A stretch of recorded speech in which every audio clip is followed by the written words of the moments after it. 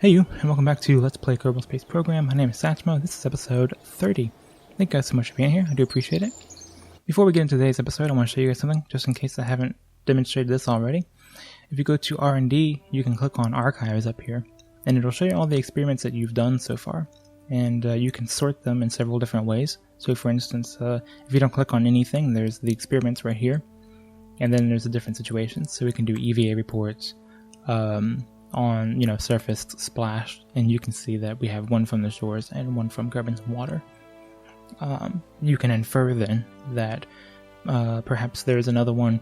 You can do an EVA report splashdown at Lathe, for instance. Lathe is another planet that has water on it, so there would be another one here that we could get, but we haven't yet. Lathe is a moon of Jewel. So if you come and you click on this, and you'll see that we haven't actually been to Lathe. We haven't done anything from there. Duna, for instance, we do have several from Duna, and you can sort it just the same way. If you do crew reports, you have the three right here. Landed, Midland Sea. So there we go. I don't remember if I've demonstrated this or not, but just in case I hadn't, this is a useful tool. Now you'll notice that it doesn't show you. You have to infer the ones that you haven't done yet. So if you don't mind using mods, you can use this one, the ScienceX mod that I've been using. And you can do the same thing, but you can search, or you can go here and say show all unlocked experiments. And you can see all the ones, even whether you've had it or whether you've done it or not. So for instance, this one I have done, but the rest of them here I have not. And then of course you can sort it, so I can do lathe.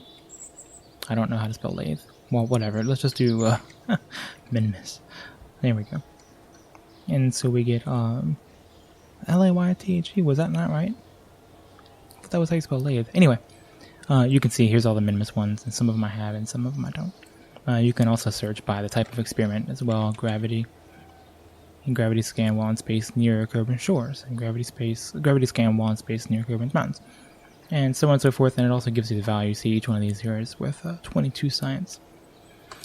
So if you don't mind using mods, you can also do that. But those two tools in tandem are a great way to see how much science you have left to do, and where exactly you can go to get that science without kind of hunting around. So at any rate, we are going to do some science that we have yet to do in this episode. And there's a new concept to demonstrate. At least I think there is. I'm not entirely sure if it's new, but I think it's new. And so we will try to demonstrate that. Here I'm just throwing together a very, very small unmanned probe with an experimental storage unit on top and a small parachute just to land this little guy right here.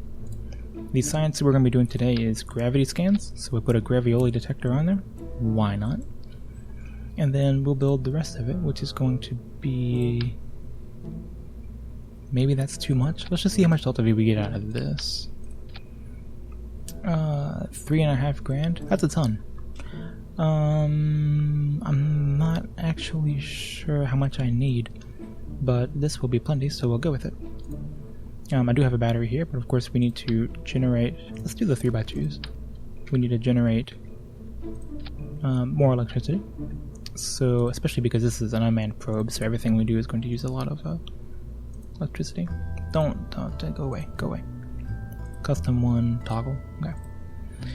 Okay, so this is our upper stage, and then we need the bottom stage to... there is no transfer stage, of course. We're not transferring anywhere. So we need the bottom stage to actually get us into orbit.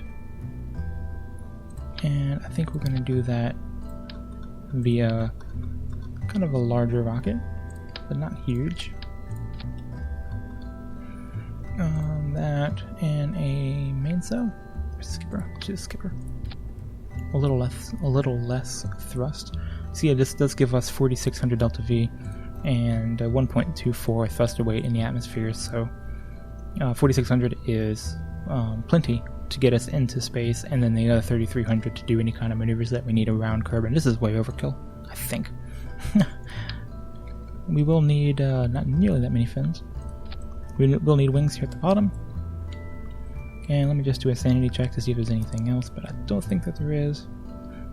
That's enough to get us into orbit. This is enough to fly around. I have that. I can also go away. Can also put on that. just so I can have a little bit more maneuverability. I want to say this thing has plenty of radio. Let me double check. What is this thing? Antenna type, antenna rating. Okay, yeah, we have fine. So I shouldn't need, I'm not going far from Kerbin, so I shouldn't need an extra antenna. And we'll call this one the Kerbin Gravity Scanner Probe. It's too many words. Save, and let's go. So I was looking for a video to do today. Tomorrow is Friday. Tomorrow is the day this is going to be released. So for you, it's today. Hello. And I'm running late this week on videos. So I made a comment. There we go. Put a comment on, or I was talking to somebody in the comment section of my previous video, asking for suggestions. And I got this suggestion, or kind of, via the conversation, I got this submission is what I decided to go with. So thank you to Acres Bravo for suggesting this or something like it. If you can't tell, we're going to go into a polar orbit of Kerbin, and we're going to try to get gravity science from around Kerbin. That's going to be the mission for today. Oh, I am going the wrong way. let me demonstrate the concept properly. I am so used to just going 90 degrees from launch. So anyway, I just mentioned our mission was to go into a polar orbit. So the way that we go into a polar orbit, I'm trying to pull that prograde marker there. Okay. The way that we go into a polar orbit is not by going east or west, but it's by going north or south to go over the poles. So perhaps it'll make it more sense if I face over like this. Let's just hold prograde and see what the natural gravity turn looks like. Now this thing is actually flying really well. You typically like to be at 10K at 45 degrees, which is near enough for me right now. And so I'm just going to hold prograde here. And just keep on following that prograde marker, keeping my hands off the keyboard. I will probably take control here in a second, because it looks like it's tilting over a little bit more than I like. A little faster than I like. It kind of depends on what happens here in a minute once we get out of the upper atmosphere. Or into the upper atmosphere. No, this is actually looking okay. I'm going to bump it this way a little bit to see if I can get a little bit closer onto that 0 degree heading. But it's ultimately not an issue. Also going almost 1,000 meters a second. So I should be getting close to orbital velocity. I mean about 1,000 more meters, but pretty close. Yeah, this is actually looking great. So anyway, when you're going into a polar orbit, you need to be going, of course, north or south, heading towards the north or south pole. So I'm going to keep turning a little bit off that prograde marker to kind of straighten this up, to kind of go more over the pole. Okay. 85, let's go 100. Let's push it up. Push it up over 100 because I think I'm still in the atmosphere and it'll drop back down a little bit. At any rate, let's go and click on the apoapsis and complete the rest of our burn, our circularization burn. There we go. Stop it. Periapsis is 62 and 108. It's so tricky looking at it like this. I'm just not used to this at all. This is weird to me. Okay, 108 and 109 is fine. There's really no particular reason it needs to be perfectly anything. Alright, so let's go ahead and launch open those solar panels while I'm thinking about it. Say hi to the moon. There we go. And 600 meters a second, so I actually didn't even need this upper stage. Yeah, I just do everything. Just too much. Except for when I go to Dres and I didn't bring enough, or... Actually, this is a good point. I meant to mention that last video and I didn't. The problem with Dres, I think, was that I had the Delta V. I think if you look at the Delta V map that I used, I think I had enough Delta V. I may have miscalculated something. That's certainly possible. But I think what's more likely is that because I tried to use the Duna ship, the Delta V wasn't really allocated in the smartest way. And that's important too. Now, strictly speaking, if you have the Delta V, you should be able to accomplish the maneuver. But it's still important. Wow, I got that pretty close. It is still important, at any rate, to make sure that the Delta V for each stage is actually doing what you need to do at those stages. So, I guess said another way. Let me try to change this a little bit. Oops, wrong way. I'm trying to get a little bit more polar. Just a little bit more, just a little better. There we go. Now doing normal burns and anti-normal burns is also going to change your apoapsis. In this case, it bumps it up, it looks like. Yep, to 116. So along with that normal burn, we're also going to do a little bit of a retrograde. I'm going to click on this. I'm also going to bring it back retrograde. It's 110 and 109. And, okay, that's okay for me. So let's prepare ourselves for this maneuver.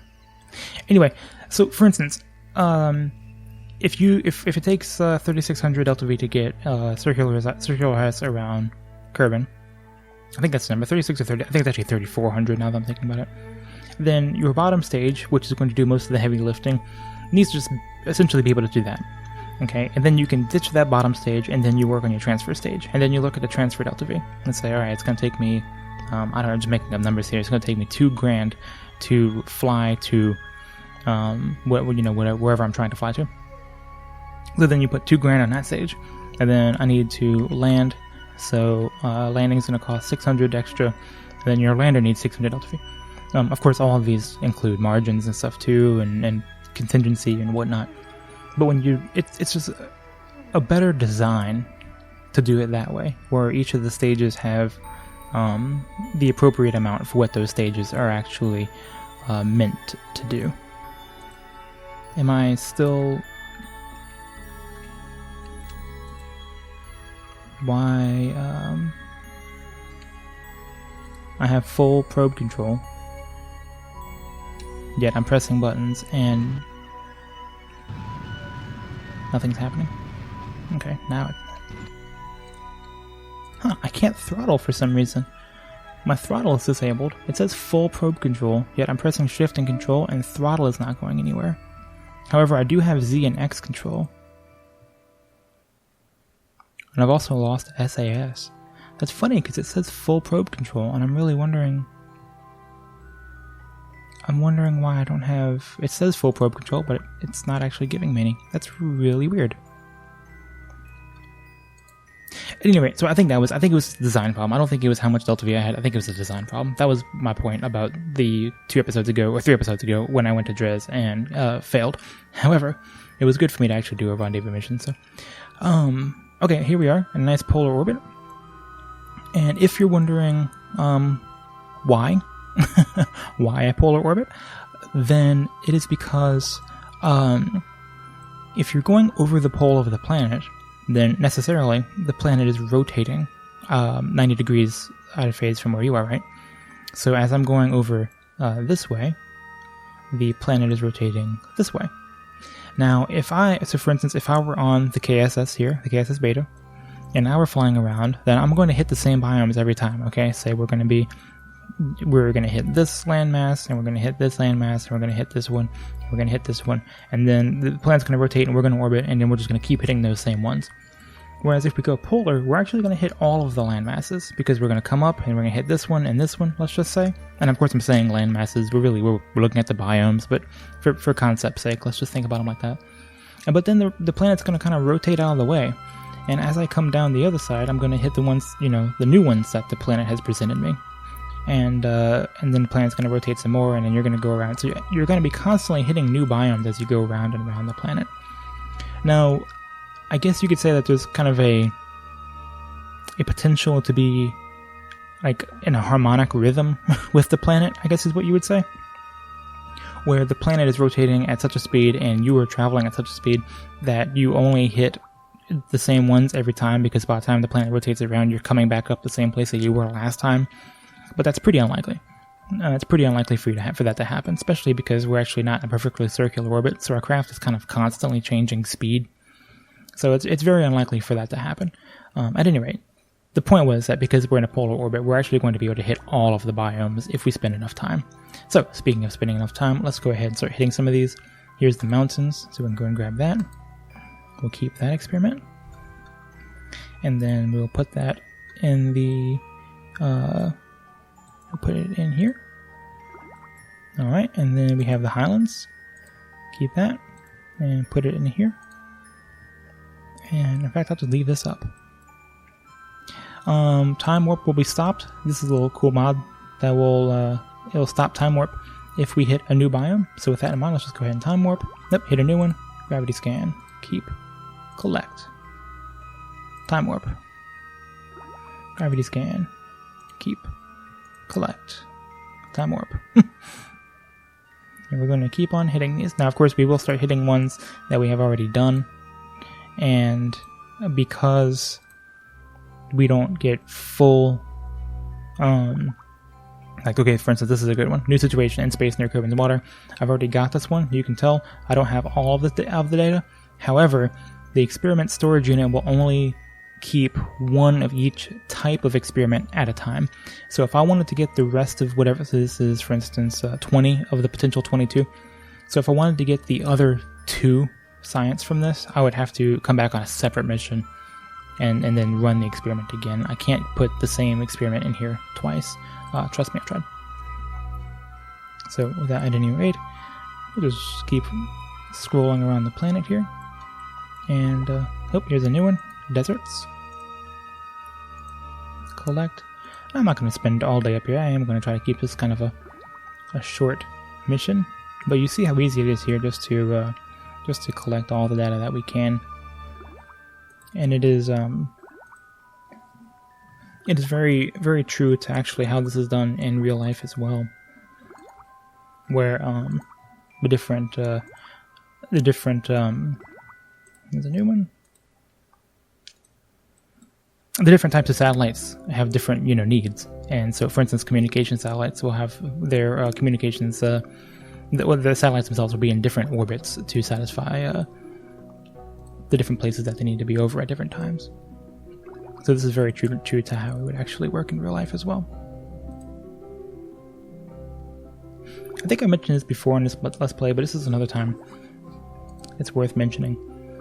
Is that physics and to an extent logic, which is it comes into play when talking about games like Factorio, are just kind of truth. Like physics just kind of works, and logic just works. And provided the game that you're playing has an accurate model to simulate that, then the concepts that hold true in real life should hold true in a video game. Because they're based off of the same kind of truth. You understand? So, when I was saying about why isn't it stopping? Did I mess something up? Oh, here we are. Huh, it's not stopping for some reason. Go here, and then time warp. Oh, now it's not changing. Or now it's not stopping whenever we scroll over the different, fly over the different biomes. Anyway, it's looking like we've gotten a lot already.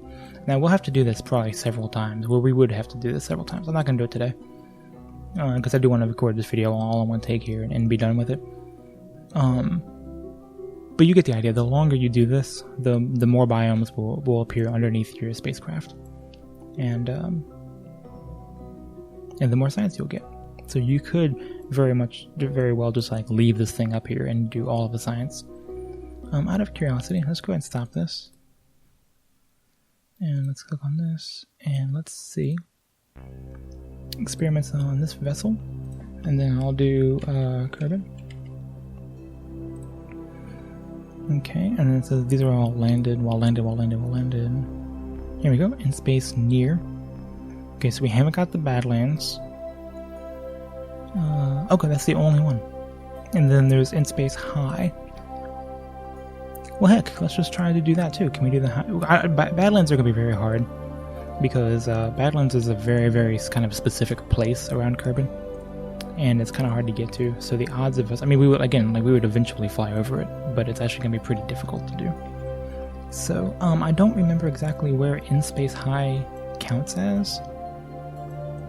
I don't remember. So let's point prograde and warp over here. Anyway, what I was saying is that in games like Factorio, for instance, you can build like logic networks, logic gates, and so on and so forth, because you're able to transfer, essentially you're able to transfer electrical charge between items.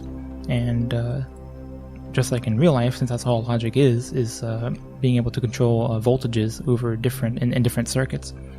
Since that creates logic gates, you can essentially program things inside Factorio, which again it stands to reason because the game is modeling something that's true in real life, something that you can absolutely do in real life. So the same thing is true here too. If the game is providing you the ability, let's couple that.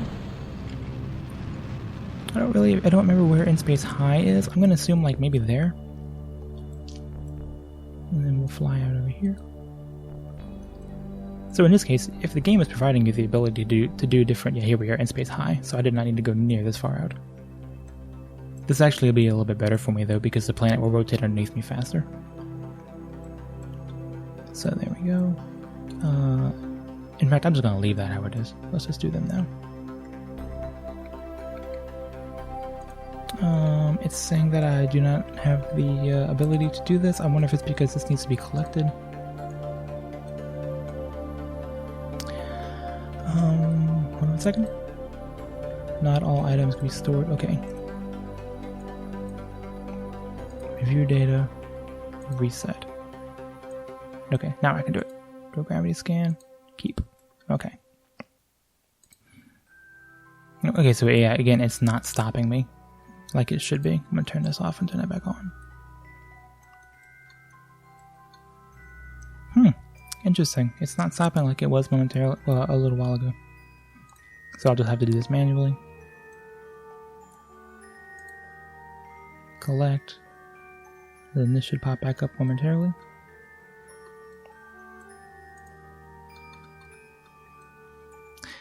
It's frustrating, the game's just not working like I want it to. Log, keep. And yeah, I'll just kind of keep an eye on it. There we go. There's one. Log. Oops. Collect. Log. Keep. Collect. And then scroll some more. Yeah, so I mean, it stands to reason, again, in this game, because the game is able to pretty accurately model... Okay, now it stopped. New situation. How weird. I wonder why sometimes it's stopping and sometimes it's not.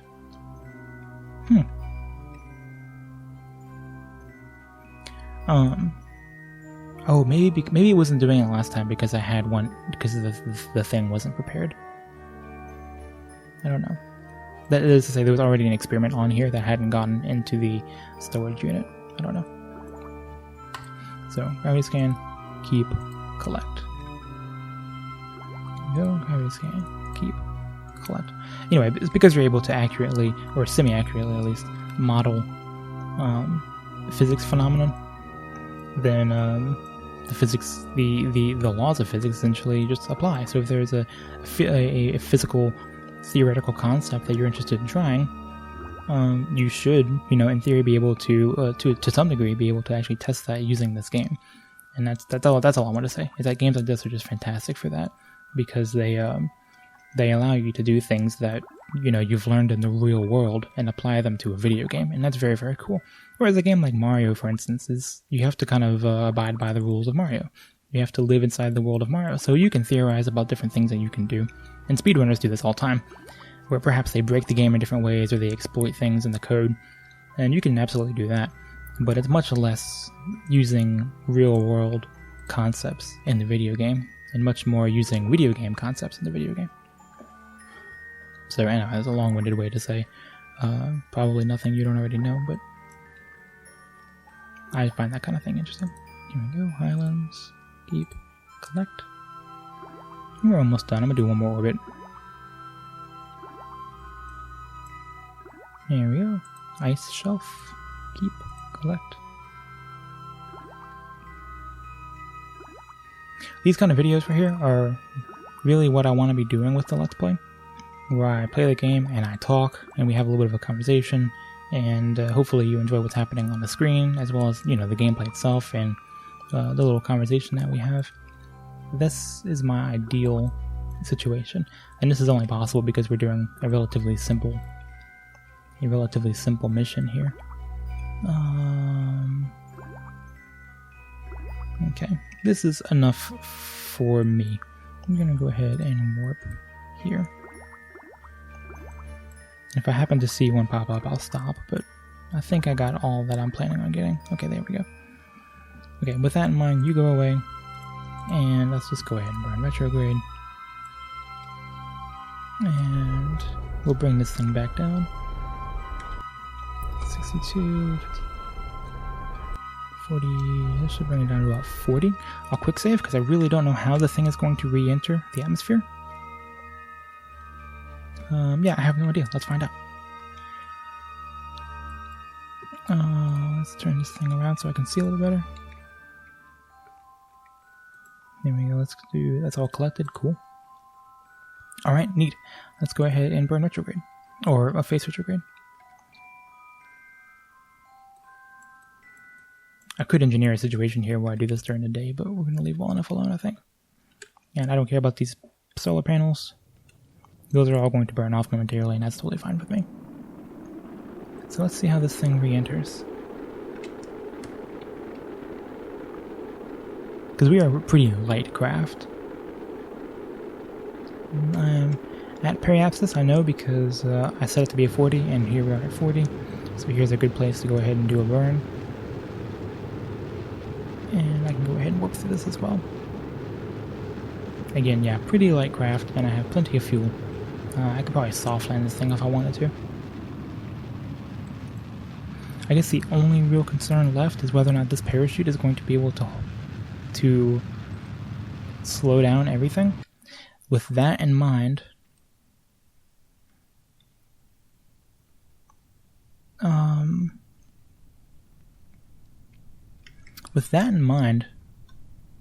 I'm going to just activate the solar panel next. And instead of deploying this like I thought, I'm going to use the parachute and the rest of the fuel in the engine to see about landing this thing. Kind of doing a controlled landing, just for fun. I'm pretty sure if I decoupled this and just used the parachute, that would have been fine too. Anyway, switch over to that view. There we go, parachute deploys. And coming down pretty hot still, but wait till the parachute actually deploys. It should deploy around 2K.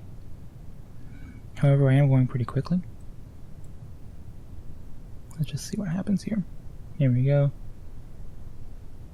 I thought it was 2K, maybe it's not.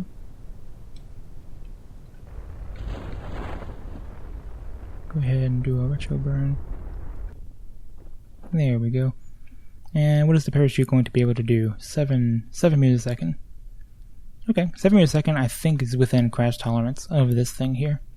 But just for fun, we're still going to try to soft land it. So let's go ahead and get down pretty close. And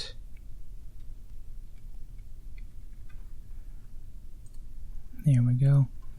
Get that out of the way. Hey, there we go. Very nice.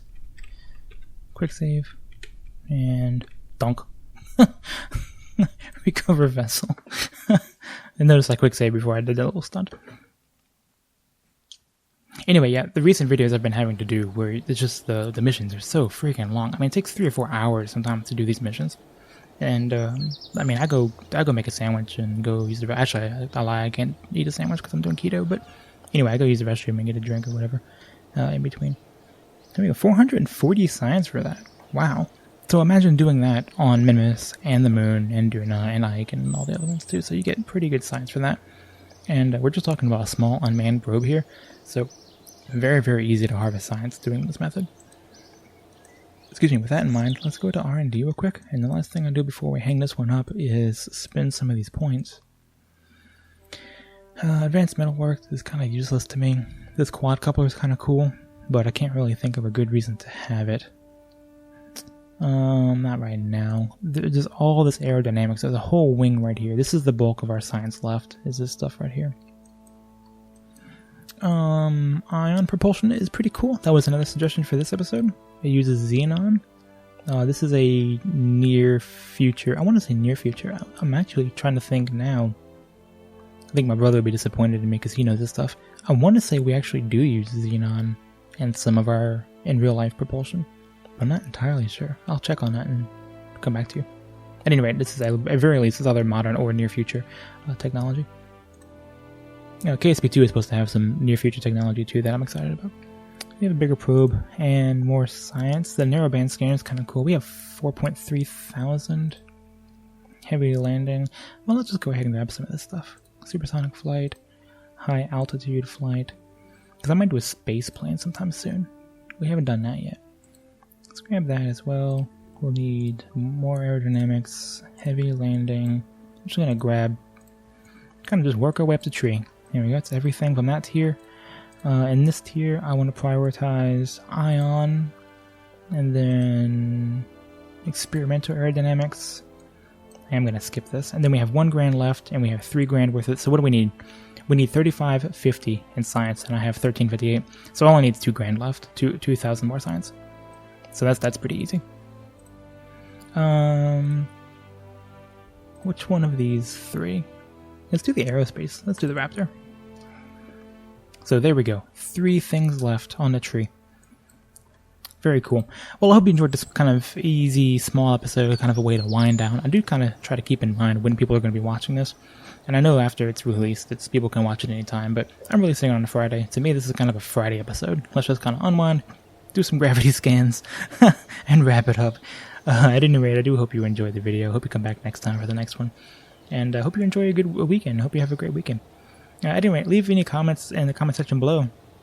And yeah, we'll have a conversation about the game, about myself, about you, about whatever you want to talk about. And yeah, again, I hope you'll join me next time. I appreciate it if you like to subscribe, if you enjoy what you saw and would like to see more. And other than that, I will see you next time.